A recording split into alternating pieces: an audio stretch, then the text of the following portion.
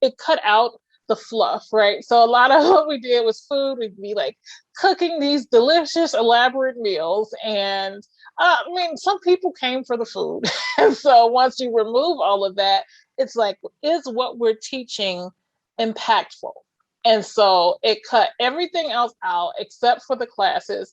And it made us focus more on the impact of the lesson than all the other details around it. Hi everyone, Trista McIver here, Program Advisor at AMC NPO Solutions. Today on the Strategic Nonprofit, I have brought on a guest that will share her experience on how the COVID-19 pandemic has encouraged her NPO to pivot in a different direction. Asha Ntim is on the podcast today. Asha was born and raised in Chicago's South Side.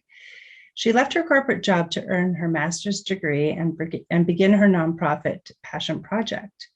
Since starting the Chrysalis Program, she has worked with over 1,000 girls and women.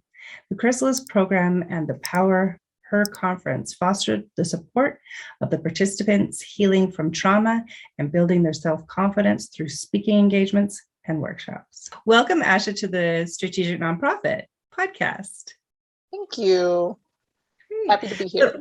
Oh, excellent. So can you share with our listeners a little bit more about your work at the Chrysalis Program and how you started the organization in an interesting way? Absolutely.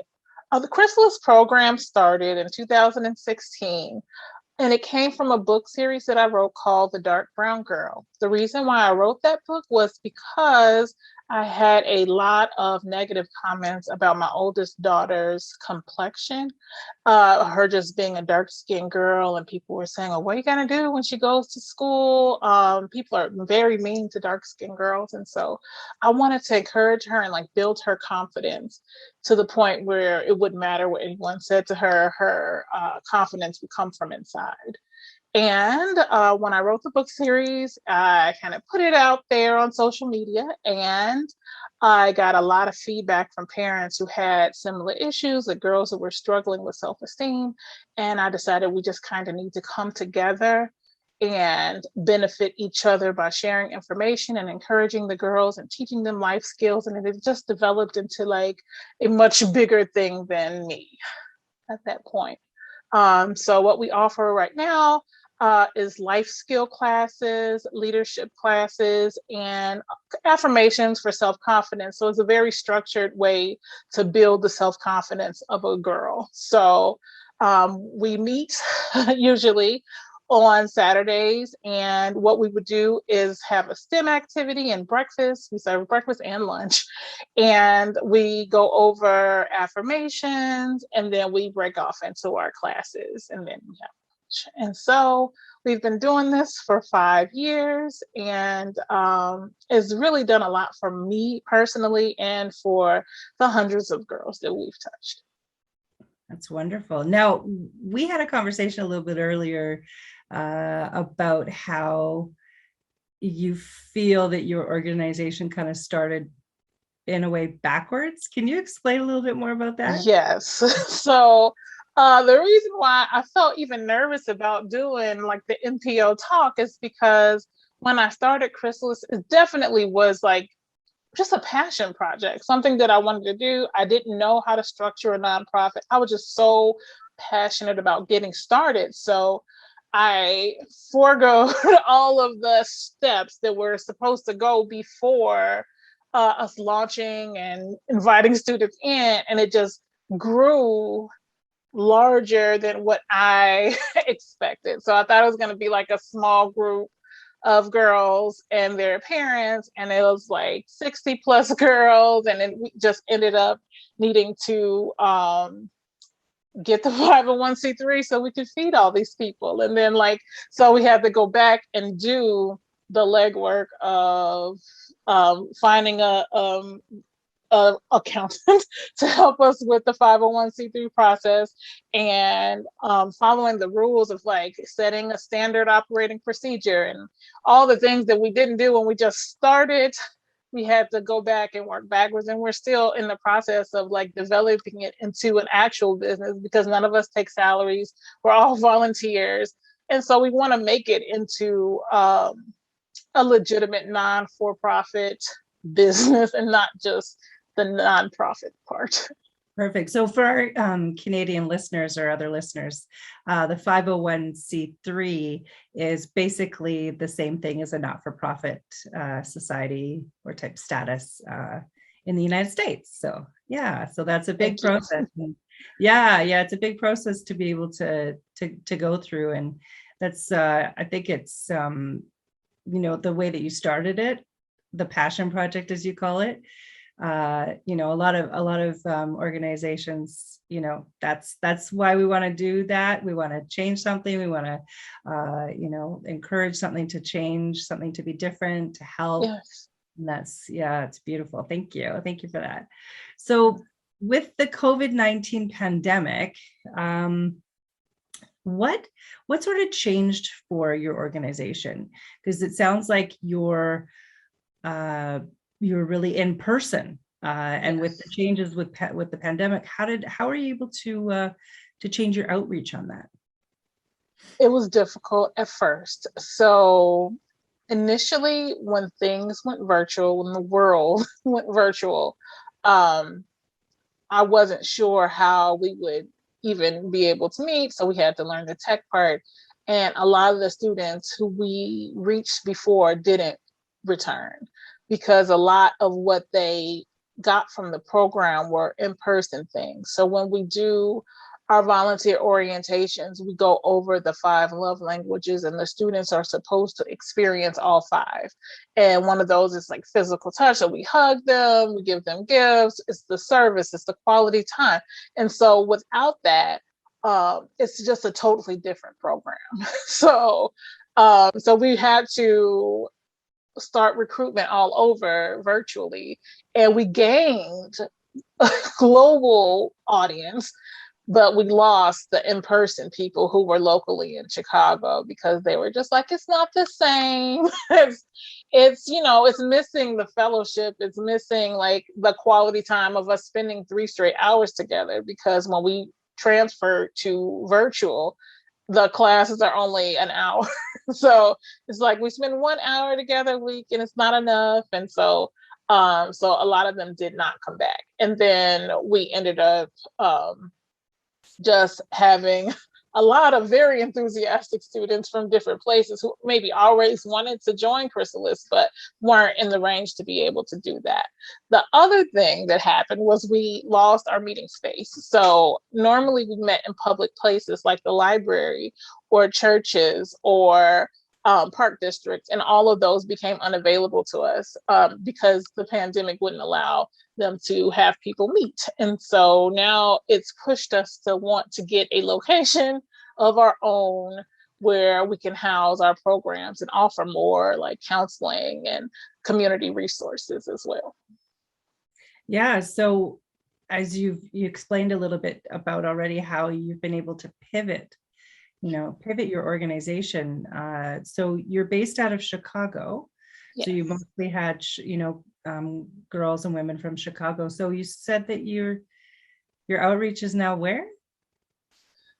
Everywhere. It looks like we have people mostly in the US still, but just across the US, people from Memphis, Tennessee, people from Texas, people from Louisiana. And so we're able to like expand that reach and reach girls who need our program even more, because Chicago's South Side, even though it is a really bad reputation of like violence and like difficulty, it has a lot of Black girl programs. And so these other places, there aren't as many programs like this. And so they might even have a greater need for it and a greater appreciation for it. And so I found that like those students are even more grateful and even more like receptive to the lessons that we're teaching. And then it cut out the fluff, right? So a lot of what we did was food. We'd be like cooking these delicious, elaborate meals. And some people came for the food. And so once you remove all of that, it's like, is what we're teaching impactful? And so it cut everything else out except for the classes. And it made us focus more on the impact of the lesson than all the other details around it. Yeah, it's such an eye opener, isn't it? Like It is. things were running just with the pandemic in general, just things were running the way you had them running. I remember you saying, you had a lot of, beautiful aesthetics in there, which is Yes. wonderful and great, but not not really needed Necessary. so much, Right. right? Yeah, I mean, yeah, everybody loves to come for food. Yes. I did that at my childcare I ran in the inner city. You make food, they come, They they come. join. Yeah, yeah, Very much they so. will come, right? But it's if a lot of people I talk to, they think, well, what if the pandemic didn't happen?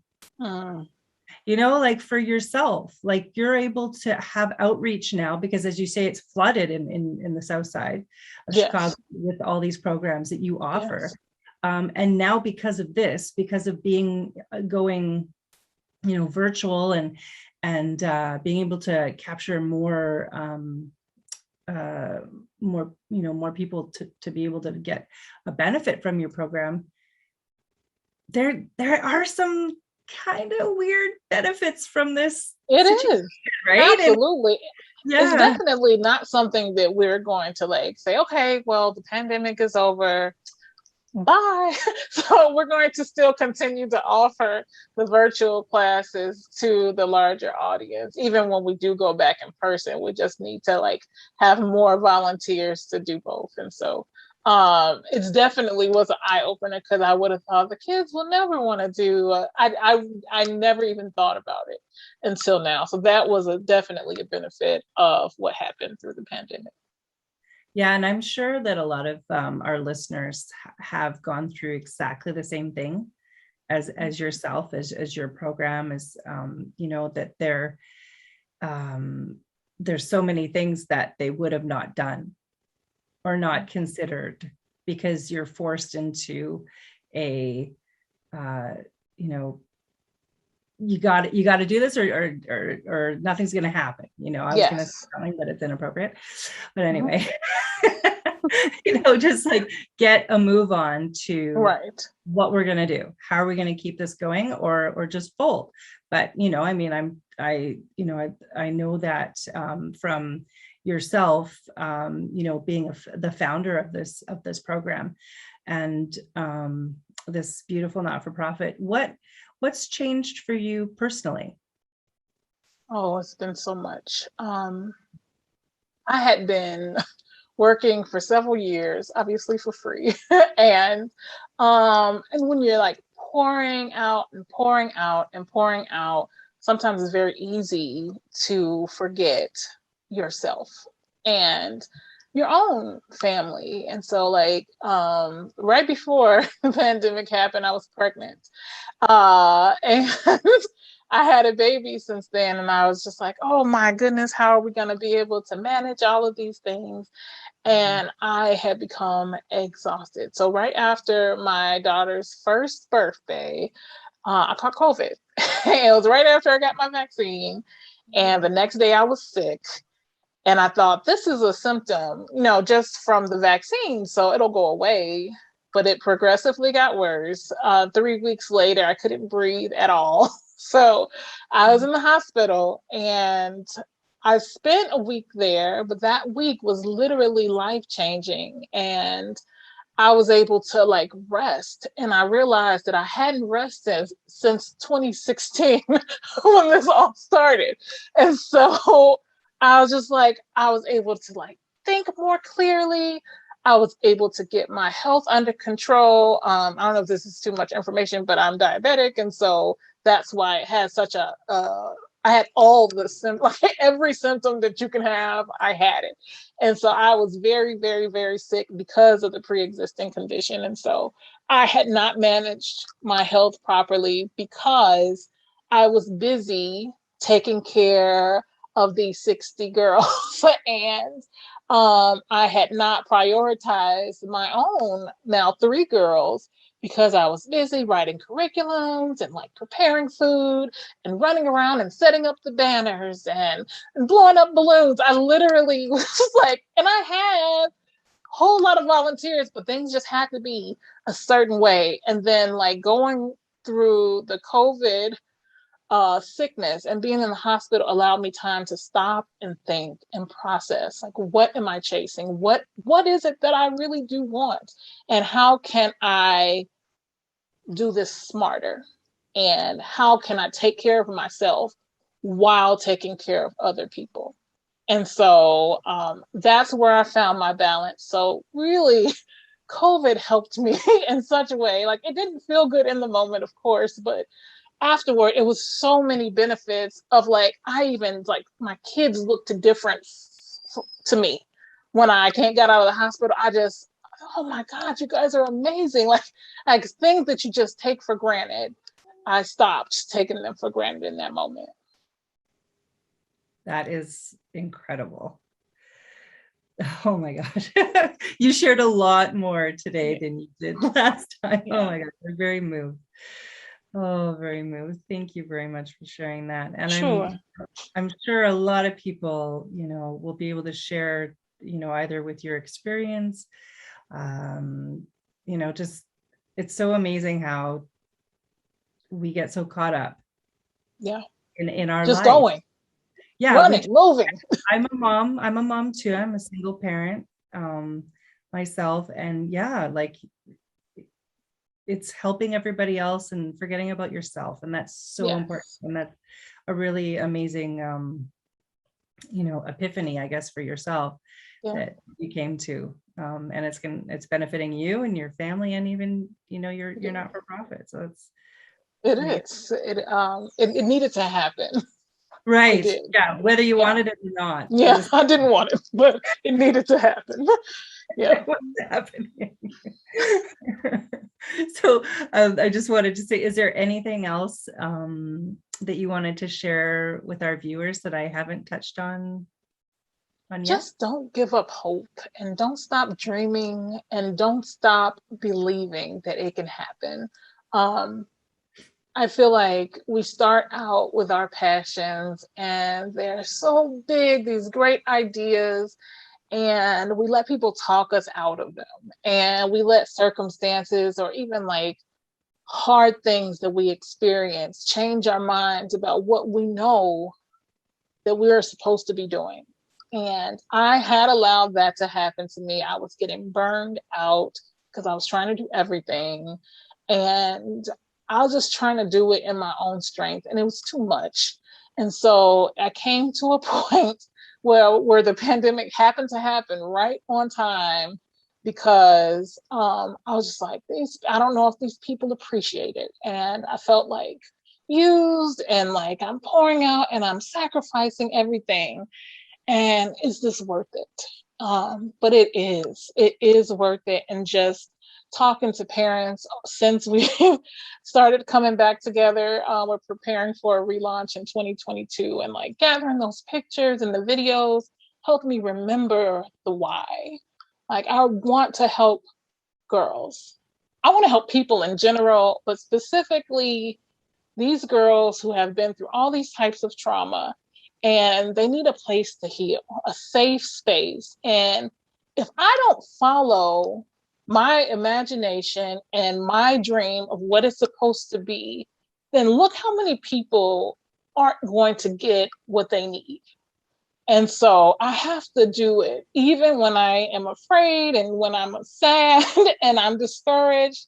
The only thing that keeps me going is the faces of the girls. We have an annual retreat.